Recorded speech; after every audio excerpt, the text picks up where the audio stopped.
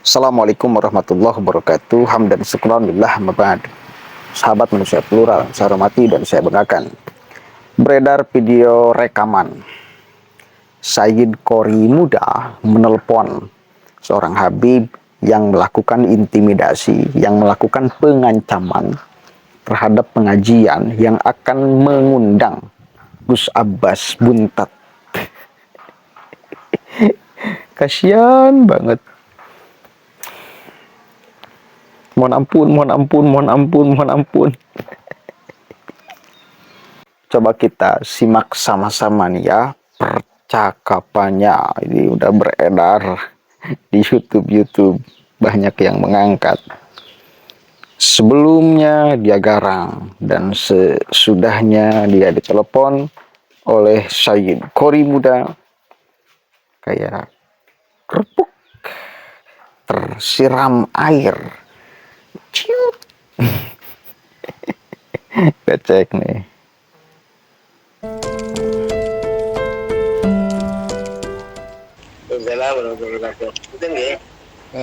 Saya ingin bertanya, jenengan Habib ya?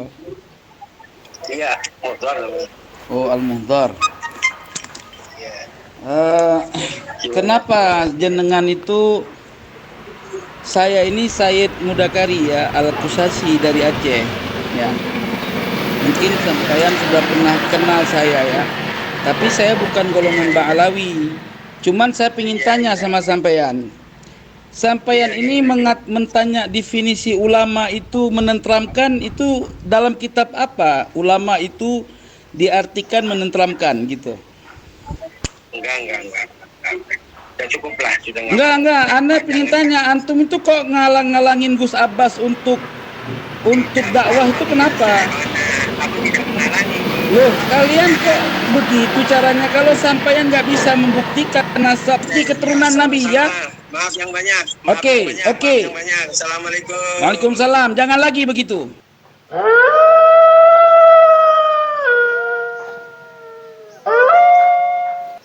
Ya mohon, Anda tahu definisi ulama, Kiai? Pripun? Tahu nggak definisi Kiai ulama itu menenteramkan, menenangkan, bukan membuat polemik. Yang bikin polemik sinten? Ya saya minta nanti malam saya cek. Kalau Anda dengan Gus Bas bikin masalah, saya laporkan Kapolres langsung. Monggo, silahkan. Kan belum apa sih? Lah semangkanya saya intervensi. Untuk apa intervensinya? Tolong boleh ngaji, silakan ngaji saban boleh. Jangan bikin masalah. Jangan menebar kebencian. Ngaji apa umumnya orang. Iya kan. Wah, mau bahasanya. Ini kaitan apa? Kaitannya di Walang sana, Gus Bas, kamu rekaman apa tentang di Walang sana? Ada FPI, ada apa, itu maksudnya apa itu? Enggak, itu kan laporan dari panitia bahwa katanya ada orang yang menteror panitia. Ada orang yang menteror panitia. Saya tidak ada kaitannya mau pengajian monggo, yang penting saya orang Pemalang. Saya kenal dengan Anda. Oke, terus? Saya adalah orang yang suka damai, suka tentram. Sama saya juga suka damai. Lah yang makanya saya bilang kalau nanti malam sama informasi dapat rekaman, saya akan bawa Kapolres ke tempat kamu. Monggo silahkan.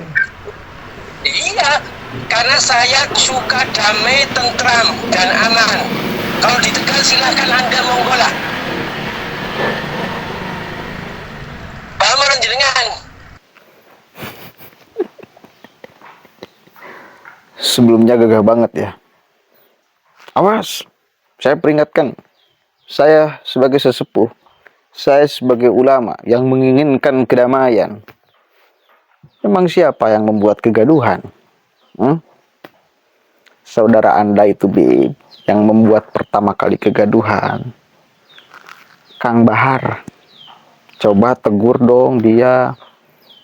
Kalau menginginkan perdamaian, setiap orang yang di dalam ucapannya membuat kegaduhan, tegur. Itu rekan-rekan kalian kan, rekan kalian kan. Hei Bib, tegur dong Kang Bahar, berani gantung. Gus Abbas buntet, emang ucapannya membuat gaduh?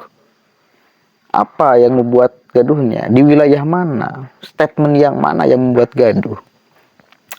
Ketika Gus Abbas buntet kemudian meyakini bahwa tesis Kiai Imad adalah benar, apakah itu gaduh? Seseorang yang berbicara atas dasar ilmu, apakah lantas disebut kegaduhan? Masa kayak gitu? Memang Gus Abbas itu salah satu orang di dalam retorika yang saya kira mampu mengimbangi ya orang-orang dari mereka lah di dalam retorika.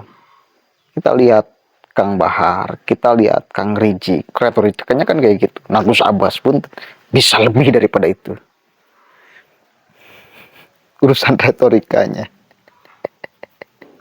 Makanya saya katakan lagi dari kemarin, Gus Abbas itu sebagai singa Nahdlatul Ulama.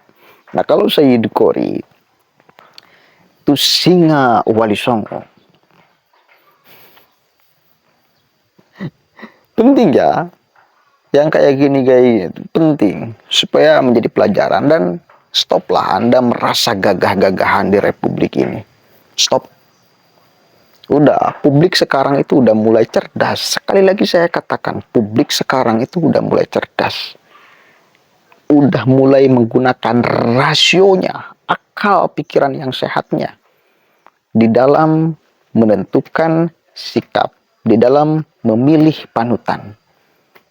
Itu, Anda harus paham itu.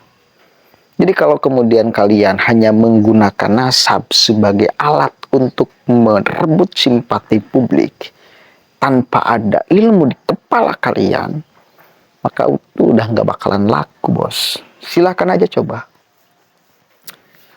Ketika kalian hanya menggunakan hadis-hadis, bahkan hadis palsu, di dalam upaya untuk supaya publik mencintai kalian, itu sudah nggak bakalan laku. Ini era media sosial, era keterbukaan informasi. Orang-orang alim banyak yang berbicara. Jadi bakal mendapatkan berita yang berimbang sekarang itu. Nggak satu arah.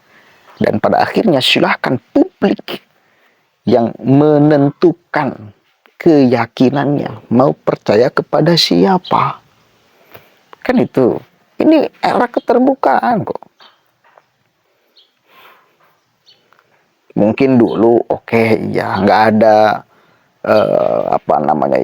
pandangan yang lain terkait cerita-cerita kalian itu, terkait hadis-hadis yang selalu kalian bacakan itu. Nggak ada balance informasi, nggak ada pandangan yang lain. Sekarang udah beda. Makanya ya syukur alhamdulillah lah di era media sosial ini, era keterbukaan ini, kita menjadi tambah wawasan. Kita menjadi orang yang bisa melihat sesuatu itu sangat objektif dari berbagai sudut pandang.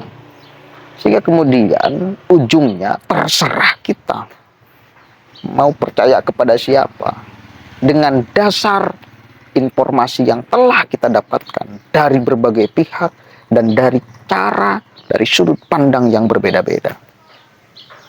Inilah. Oke? Begitu saudara. Terima kasih ada orang-orang seperti Sayyid Qori yang berani kayak gini. Terima kasih kepada orang-orang seperti Gus Abbas pun yang berani lantang untuk urusan persoalan ini. Dan kiai-kiai yang lain, ulama-ulama yang lain. Jadi ketika mereka bisa ngegas, kita juga bisa lebih ngegas. Ketika mereka berteriak, kita juga bisa lebih berteriak. Ketika kemudian mereka menghakimi, mengintimidasi, menekan, kita pun punya kemampuan itu. Hah? Tijus small. Begitu ya. Bisa, kita punya kemampuan itu, kita punya potensi itu. Jadi jangan macem-macem, jangan sok-sokan ya. Assalamualaikum warahmatullahi wabarakatuh.